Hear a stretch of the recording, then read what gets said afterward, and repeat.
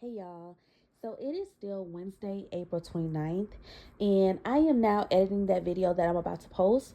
But I first want to just come back because watching the video, it was good, but to me, it still seems like it's all over the place. It wasn't structured at all. I came on there to talk about one thing. God really took it in a whole different other direction, and I'm gonna go with that. But before we actually get into the video, what I want to do is just give you guys some things to think about, so as you're watching the video and these moments or these topics come up, you can understand what's going on. So the first one is, a man of God or a woman of God doesn't mean perfection. They still fall short, yet God will still choose them. And I say this again, no explanation is really needed, but again, like I said in here, when people think about a man of God or a woman of God, or when you put on your list, or when you talk to somebody and they ask, what do you want? And you say, I want a man of God and I want a woman of God. I think we hold that title so much more superior than what it actually is. That's still just a man. That's still just a woman. They are still human beings. There's no perfect being other than Jesus. And so when you say a man of God or a woman of God, they're not going to be perfect. Whatever you think that looks like, I need you to get rid of your expectations, because I first need you to understand that they are a human. God may use you to get this person into shape, whoop them into shape. But when they come to you, don't expect perfection. Don't expect when they fall short. I thought you was a man of God. I thought you was a woman of God. Y'all wouldn't do this. Do God's children, are they held to a higher standard? Absolutely. Absolutely. But does that mean that we don't mess up? Absolutely not. Okay, so that's the first point. The second point is, getting a man or woman of God doesn't mean getting the things that you want. God is sending you a purpose partner, not a yes man, not a yes woman. I feel like that's enough said there, y'all.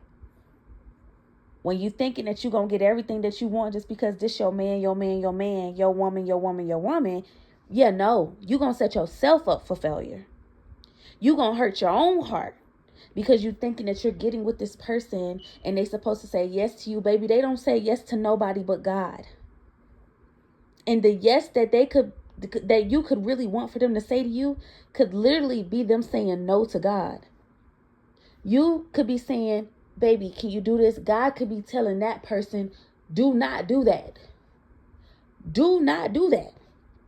And if they say yes to you, they will literally be in disobedience with God, because them saying yes to you means saying no to God. So don't think that because you got a man of God or a woman of God, you got you a yes man or a yes woman. That's not how that works. Third point, when God sends you that man or woman, you are not to deter them from their purpose.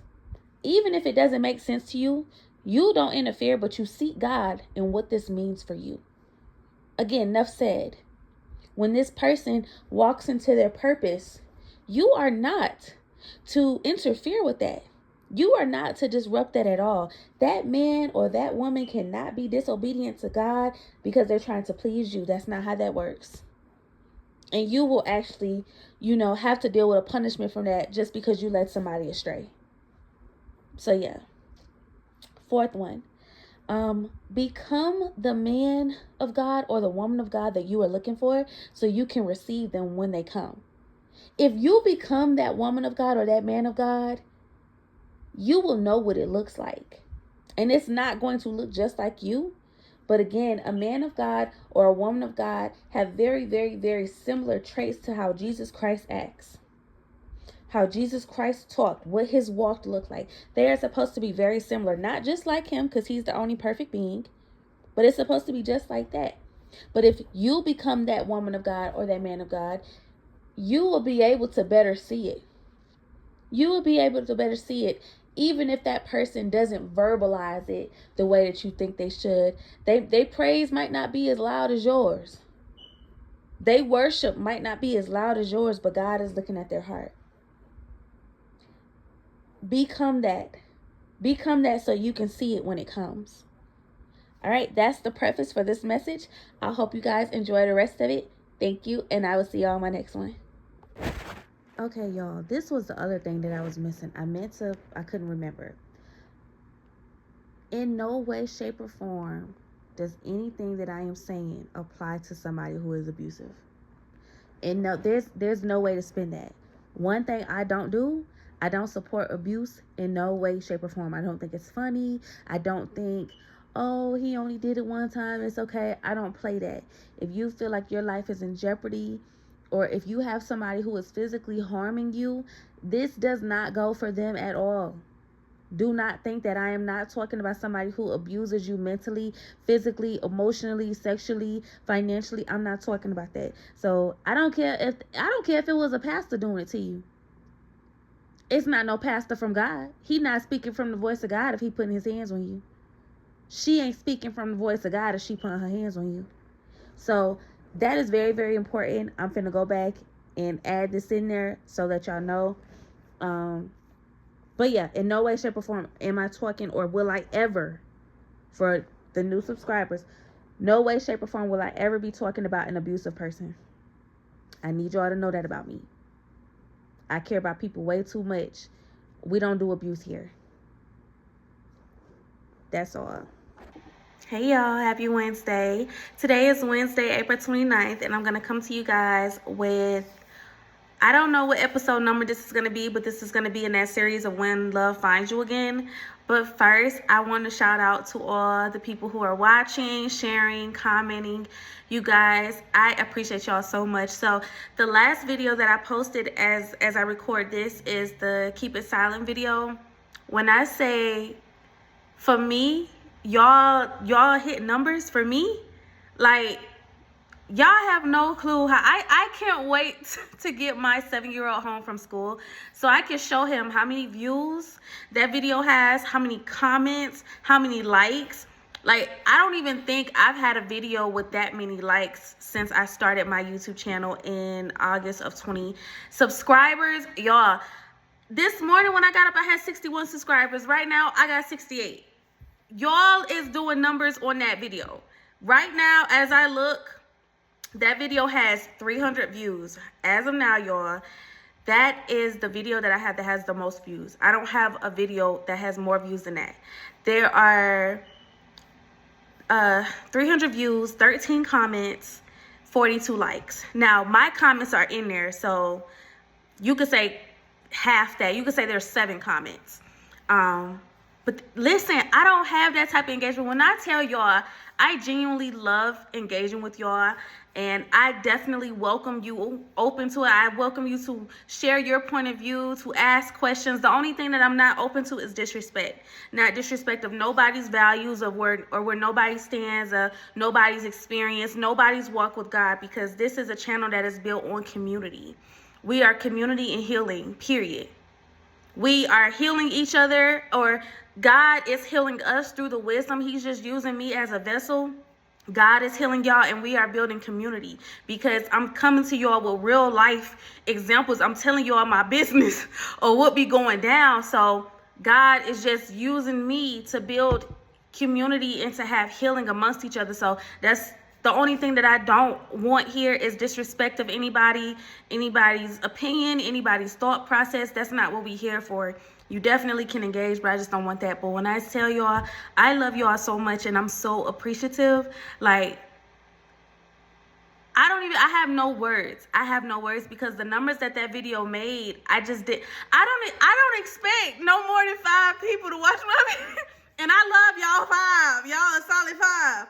But I just don't have that expectation. And honestly, I don't even share my stuff like that, because I'm nervous of a video getting so many views and getting more traction, and then, you know, people I know, hey, that's your, because a lot of people I know don't know I have a YouTube channel. I don't talk about it. I don't talk about it. I can talk about God in a conversation with you, but I don't necessarily always talk about my channel a lot of the time, because I am telling y'all my personal business, and there's no shame. But if I don't gotta tell you nothing, I'm not finna tell you nothing. Y'all be knowing stuff because God be telling me to tell y'all. Otherwise, y'all wouldn't know it. But either way, you know, I'm just thankful for y'all. I'm very appreciative, and y'all keep it up. Keep the engagement up. I love talking to y'all. I love that. I love y'all sharing y'all opinions. I love y'all asking questions. I love y'all letting me know that the word resonates to you. Like, I love that. Keep engaging. I love that. But now to the video now. So you say you want a man or a woman of God. Y'all, when you say that, do y'all remember that show, Are You Smarter Than a Fifth Grader? You got to say it in that tone.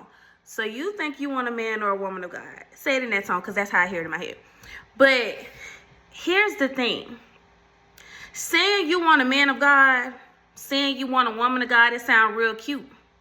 Sound real cute. It sounds like the thing that you're supposed to say, right? Let me give you one example. We love, as women, we love to post, oh, I want a man. What's that post that if I find it, I'm going to share it. But that post that say, I want a man that's 6'2" and do everything that I say, or give me everything that I want. Do God give you everything that you want? Because remember, the man of God or the woman of God is going to be the person that God sends to love on you in the way that God loves you. So if God don't give you everything that you want, why would you feel like your husband or your wife is going to do that? If God gives you all of your needs, but you don't get all of your wants, why do you think that that man or that woman he sends your way is going to do anything different? What about y'all are a couple? Before y'all even come to God, y'all are a couple. God calls one of y'all first. God says to the one, no more sex, celibacy. Now that one, whether it's the woman or whether it's the man, they come to you and they say, hey, I feel convicted about it. God is saying no more sex. What you gonna do? Because you wanted that good woman of God and that good man of God. You wanted that, right? Except no longer can you benefit from what you was getting because God is calling them to do something different. See, I have two friends that have had to experience this. I had a guy friend who the girl, they had been having sex. They had been in a relationship. The girl came to him and said, I want to be celibate now. And he was pissed. But I had to remind him, didn't you say you wanted her to get closer to God? You wanted her to come to the church and to do stuff in the church, and you wanted her to be closer to God. So now she's getting closer to God, and now you mad. How you mad? That's what you wanted.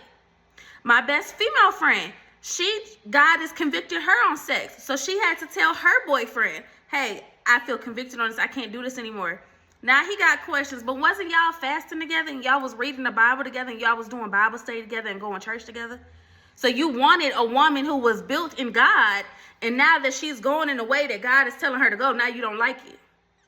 When you say you want a woman or a man of God, you have to be ready to get the very things that you don't want. Or you got to be ready to have the things that you really, really want taken away from you, because that ain't what God is leading that other person to do. And what you don't want to do, you don't want to get in the middle of somebody's purpose. You don't want to be the reason why this person does not listen to God because they want to please you. That's what you don't want to do. You don't want to be the person that causes another person to stray. God don't play that. It's in scripture. He don't play that.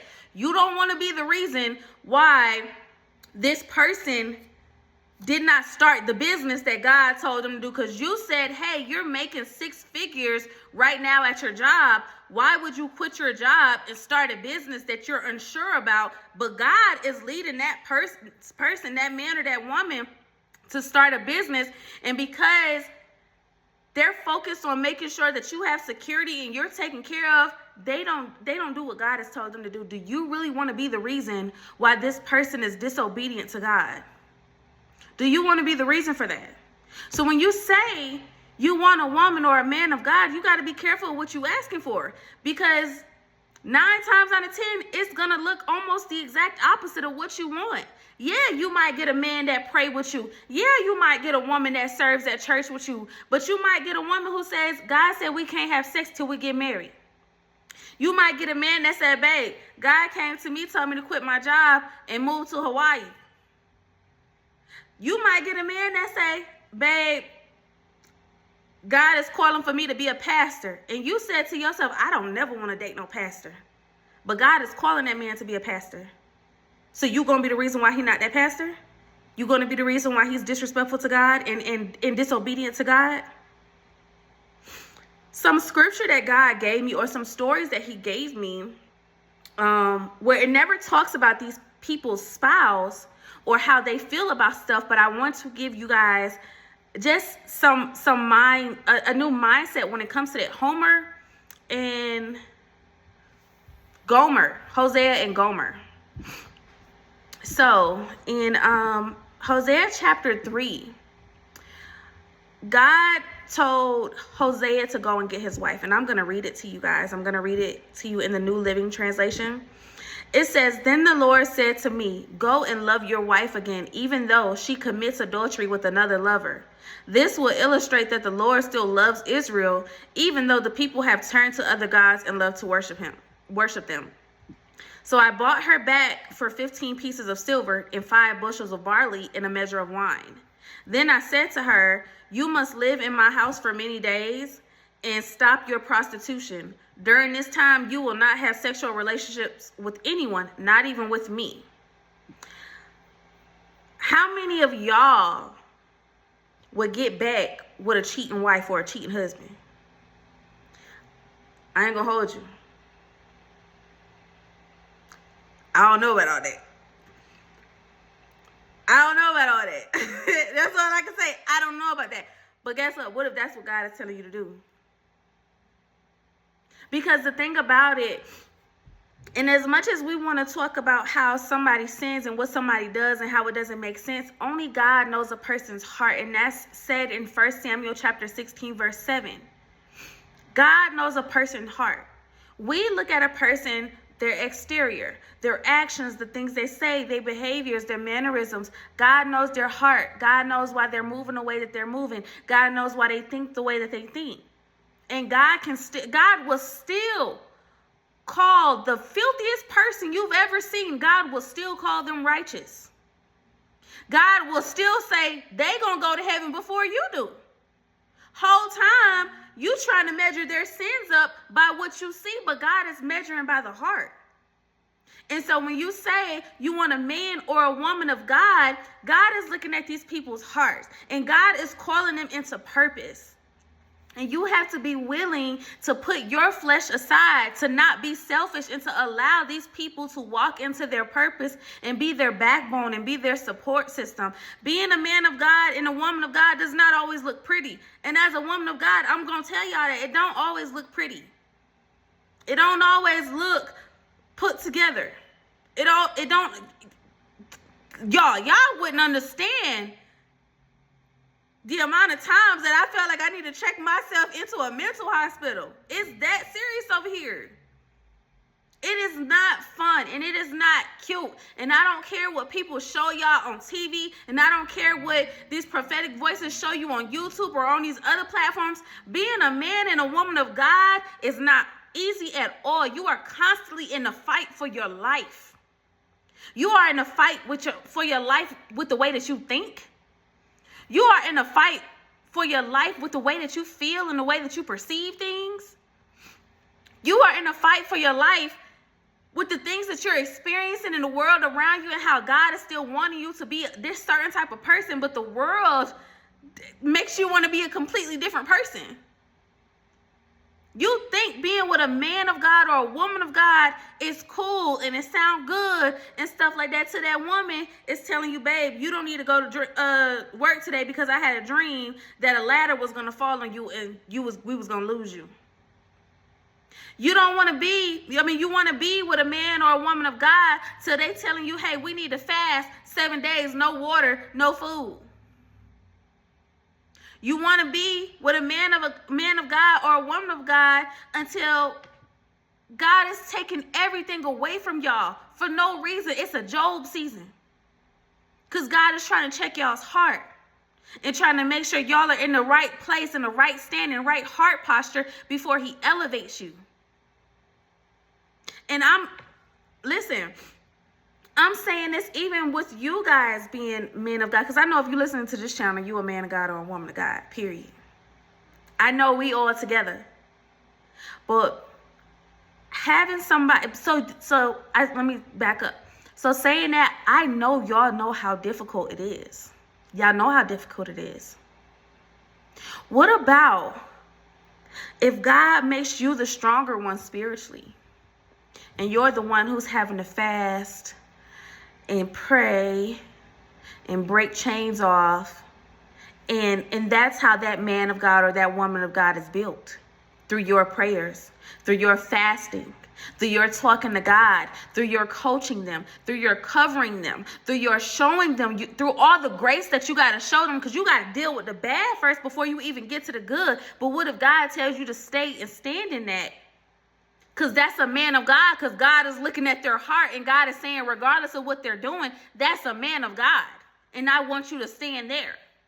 I want you to remain his wife. I don't want you to divorce. What if God is saying, despite everything that she is doing, I know her heart, and that's a woman of God, and I'm calling for you to stand there and to stay through that. Just like Hosea had to do with Gomer. Are y'all really ready for that? Because we let's be real, we don't know what that walk with God, we don't know what somebody else's walk with God looks like. I don't know what your walk with God look like. I know mine is hard by itself. Before he even tried to bring anybody else in there, I know mine is hard by itself. I don't know what your walk is going to be like. I don't know what childhood stuff God is having to break off of you. I don't know what addictions and vices that you've been dealing with secretly or in public that God is trying to break off you. I have no clue. I don't know what generational curses are attached to you. I don't know none of that.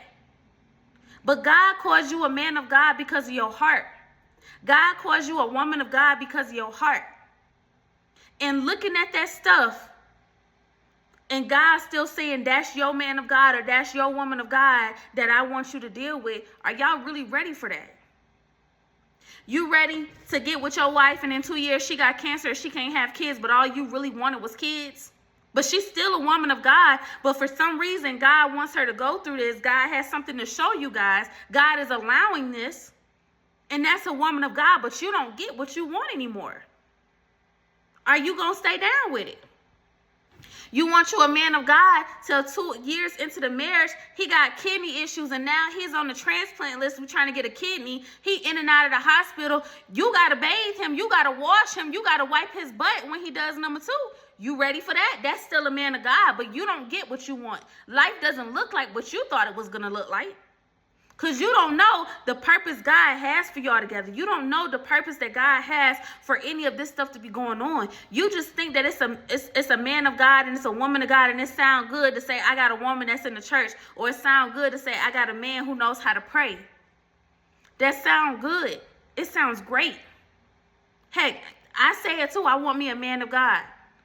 Until God had to humble me one day when it was women, and God humbles me a lot with my son. What it was is my son was asking me for something while I was doing it. So I think he was like, can I have dinner? And he see me cooking. You see me cooking. Why are you asking me for food right now? So in that moment, God had humbled me.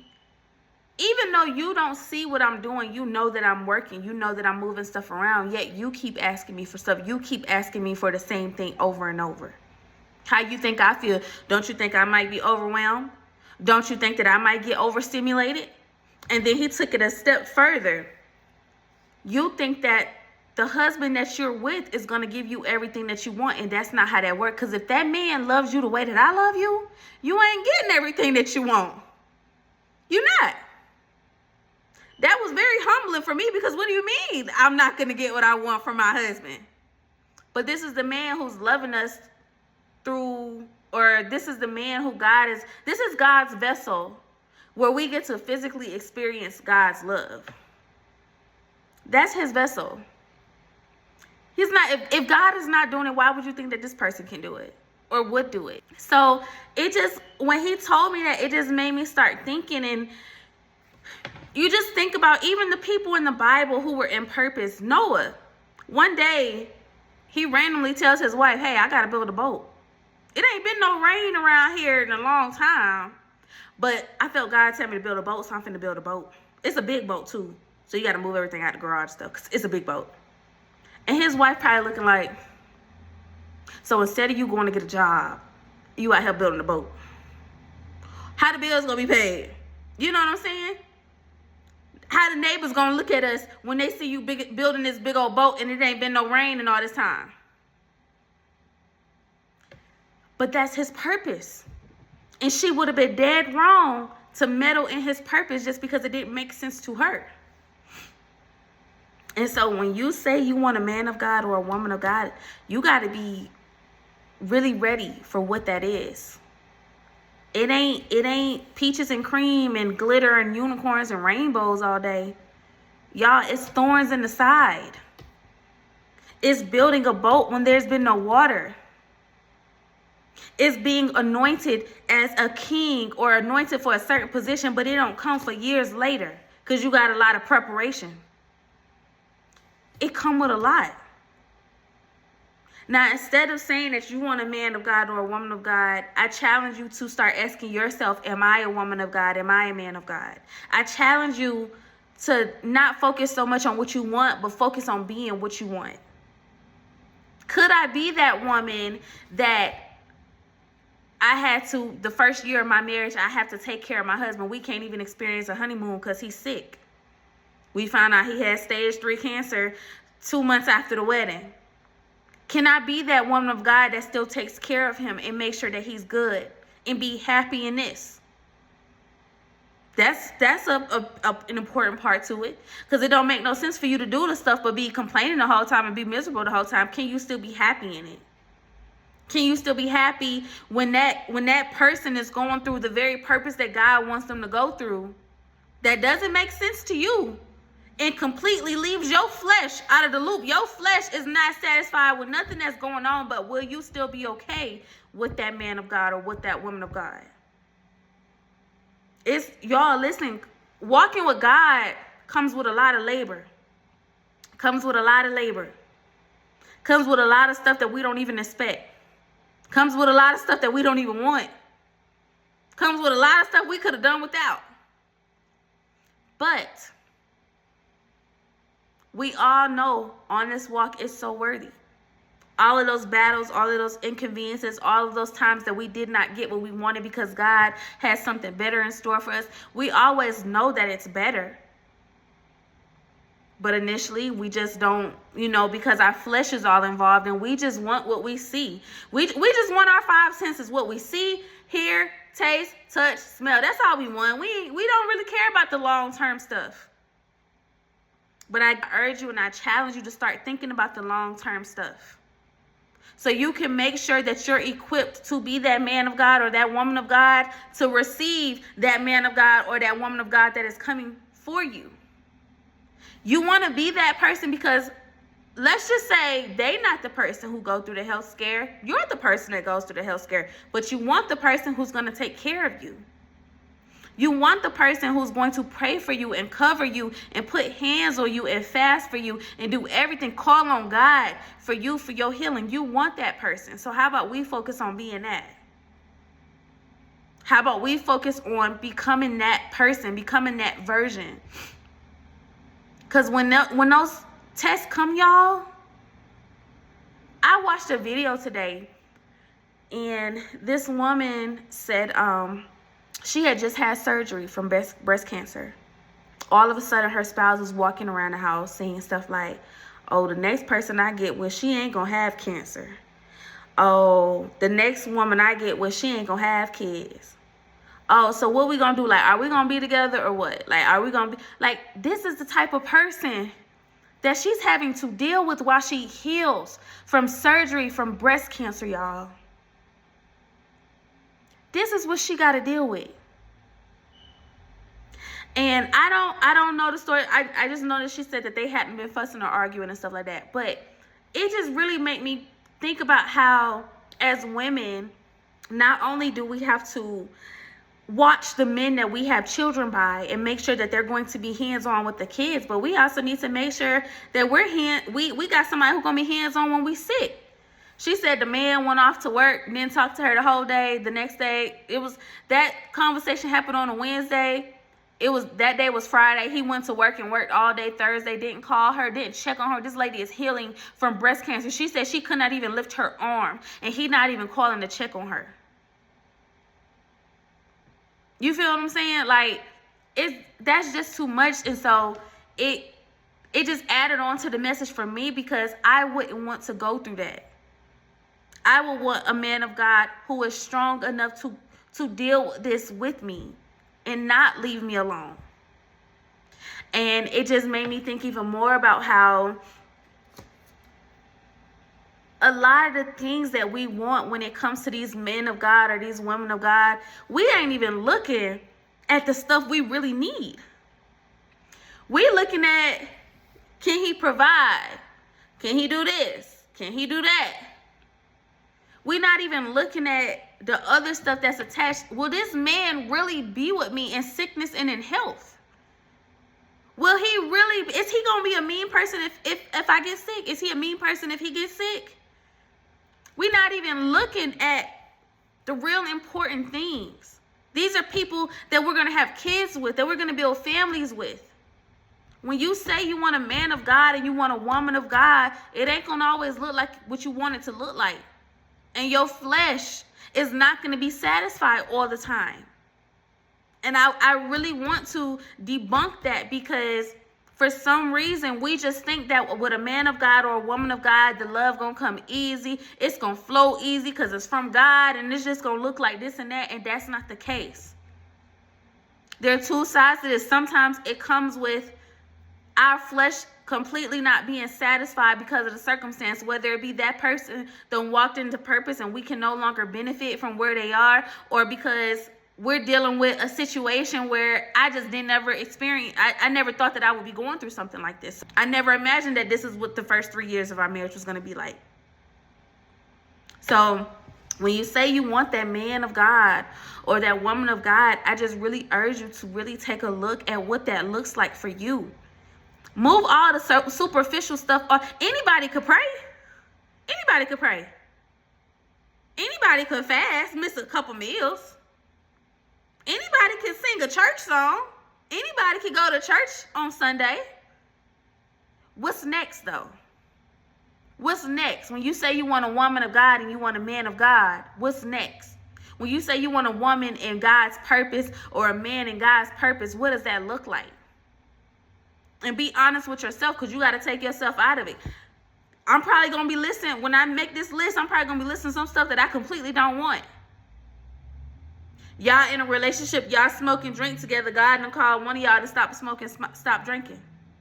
The other person got to be okay with that.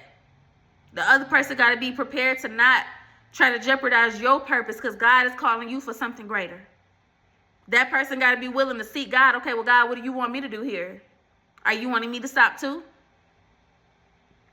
I feel like that was all over the place, but stuff just kept coming to me, and I just let God use me in this moment. But yeah, y'all, when you say you want a man of God and you say you want a woman of God, that junk is not sparkles and glitter.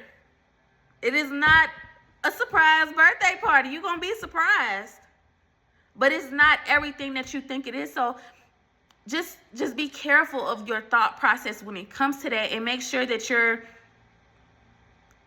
thinking deeper than just the superficial stuff. That's all I'm saying. I love you guys, and I will see you all on my next video.